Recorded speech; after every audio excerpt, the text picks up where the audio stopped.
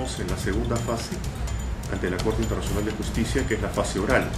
Nosotros hemos tenido una larga fase escrita que empezó en enero del 2008 y va a culminar precisamente este fin de semana, para luego el día lunes comenzar una fase oral que tiene una característica diferente, porque la fase oral es pública.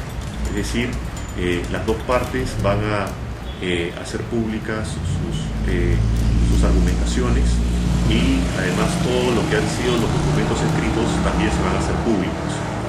Adicionalmente, las partes van a poder exponer sus ideas a la Corte, y la Corte va a poder preguntar directamente a las partes aquellas dudas que puedan tener, lo cual representa una ventaja en relación a la parte escrita, donde simplemente los jueces se limitan a recibir la información que las partes puedan darle sin posibilidad de repreguntas o de absolver dudas. En la fase escrita fundamentalmente se han presentado 4 instrumentos. El Perú planteó en primer lugar una demanda, una memoria, en la cual expuso sus argumentos de hecho y de derecho, es decir, los fundamentos que sustentan la posición. Luego de un año se recibió la contramemoria chilena, es decir, la respuesta chilena, que así se denomina técnicamente contramemoria, y luego de 6 meses aproximadamente se recibió un nuevo documento peruano, que fue la réplica peruana, y luego de 6 meses la dúplica chilena. Entonces, digamos que ambas partes han tenido la posibilidad de argumentar y contraargumentar en este procedimiento que se caracteriza por ser contradictorio justamente.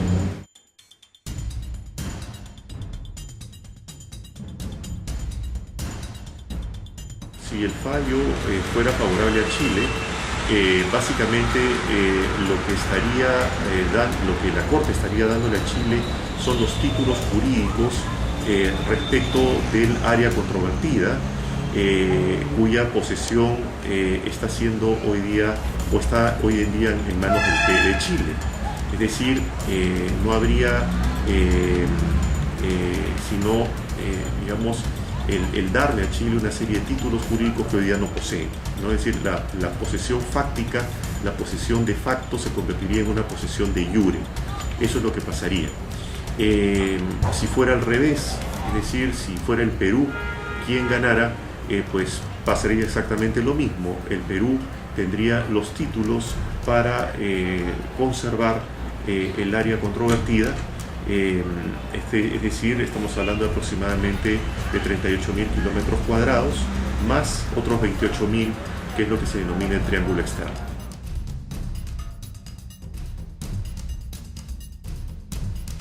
El fallo de la Corte Internacional de Justicia tiene la característica de ser inapelable, es decir, no hay posibilidad de apelación a otra instancia o a la misma instancia.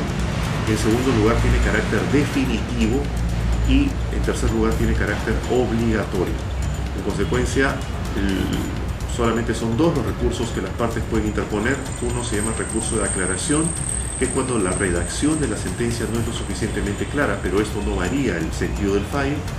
Y el recurso de revisión, que solamente se podría plantear si es que apareciera un nuevo hecho trascendente que modificara el sentido del fallo, cosa, digamos, que nunca ha pasado y es muy difícil que ocurra, ¿no? Por eso digo que en realidad, sea favorable a uno u otro, el fallo tiene el mismo carácter y los recursos que pueden interponerse son los mismos.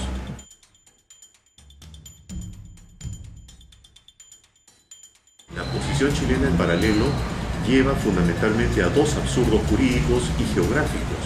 El primer absurdo geográfico y jurídico lo has mencionado, es decir, la costa peruana va, a medida que va avanzando hacia el sur, va siendo recortada por el paralelo.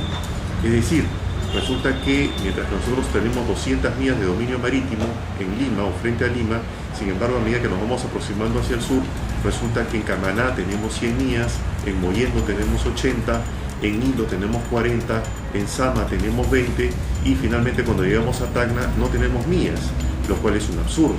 No obstante que Chile, Perú y Ecuador en el año 52 y 54 se reconocieron mutuamente 200 millas de dominio marítimo.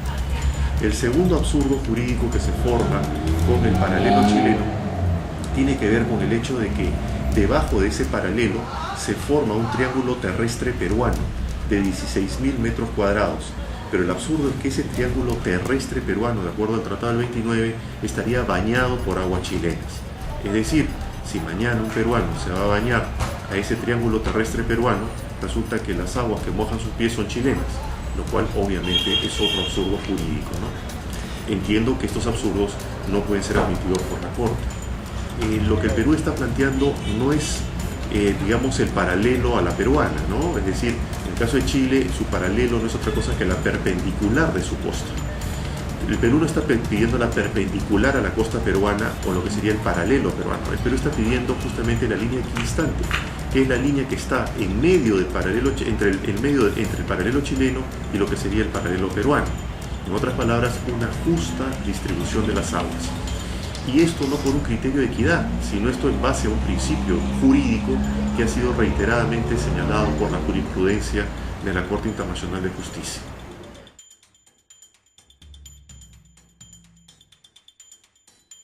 Hay una cláusula que se llama ex aequo et bono. Bien, no es un latinazo que yo esté queriendo utilizar, sino así está en el estatuto de la Corte. ¿Qué cosa quiere decir esto? Que las partes pueden acordar que la Corte falle por equidad, cosa que no ha sucedido. Es decir, Perú y Chile se han sometido a la Corte para que falle en base al derecho internacional y no en base a equidad. Si se hubiera acordado un fallo en base a equidad, efectivamente lo que hace la Corte es ver el territorio, partirlo en dos, como Salomón, ¿no es cierto?, con el hijo, y darle una mitad a cada uno. Eso no es lo que el Perú está pidiendo. El Perú lo que está pidiendo es que se aplique un principio jurídico, un principio consagrado en el derecho internacional consuetudinario, que es el principio de equidistancia, que a través de una línea geográfica pretende una distribución equitativa de las aguas, que es algo diferente.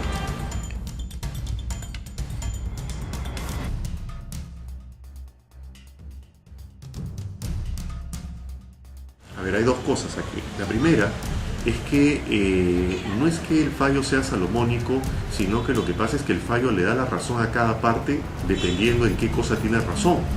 Es decir, le ha dado la razón a Colombia en relación a los 17 cayos que reclamaba como propios, y no le ha dado la razón en relación a la soberanía sobre 70.000 kilómetros cuadrados de mar, sino que se lo ha dado a Nicaragua.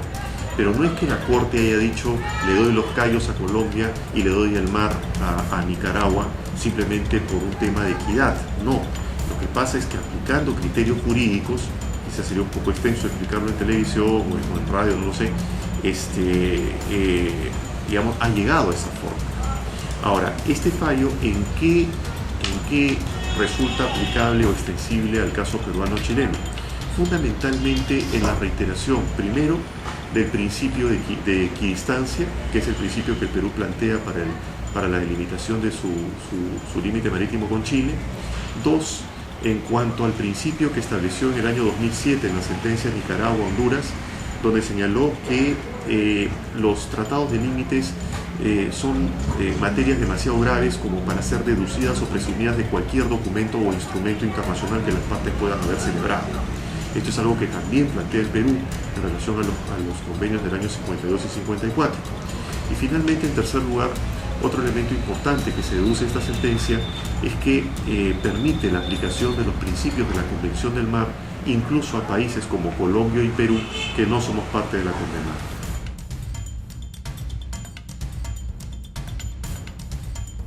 Podrían retirarse los dos sin ningún problema, y eso no significa absolutamente nada para el fallo. ¿Por qué? Porque el artículo 56 del Tratado de Bogotá de 1948 señala expresamente que la denuncia o retiro de este tratado, primero, surte efectos jurídicos un año después de formulado, pero segundo, no afecta las sentencias ya dictadas por la Corte ni tampoco los procesos en curso. En consecuencia, el hecho de que Perú y Chile o ambos se retiraran del Pacto de Bogotá o denunciaran el Pacto de Bogotá no afectaría en nada la sentencia que se dictara por parte del tribunal, como tampoco ningún otro proceso en curso que eventualmente pudiera abrirse contra el Perú o contra Chile por parte de otro Estado americano en ese año que necesita esperar la denuncia para tener efectos. La actitud colombiana es una actitud, por un lado, netamente política, Es decir, hay que buscar responsables, hay que buscar culpables ante la derrota y, claro, lo más cómodo es culpar a un instrumento, culpar al tratado, ¿no? Decir que el tratado fue el origen del sometimiento de Colombia a la Corte y la Corte, según ellos, falló mal, entonces ¿a quién recriminamos? Al tratado. Salgámonos del tratado. Pero, por otro lado, también hay un cierto temor por parte de las autoridades colombianas de que este tratado pueda ser utilizado por otros países, fundamentalmente del Caribe, para plantear nuevas reclamaciones territoriales a Colombia. Y en ese sentido, para curarse en salud, han señalado, cerremos esta puerta y cualquier posibilidad de reclamo que pueda surgir mañana contra Colombia, que se tenga que negociar bilateralmente y no someternos a un tercero imparcial como es la Corte Internacional.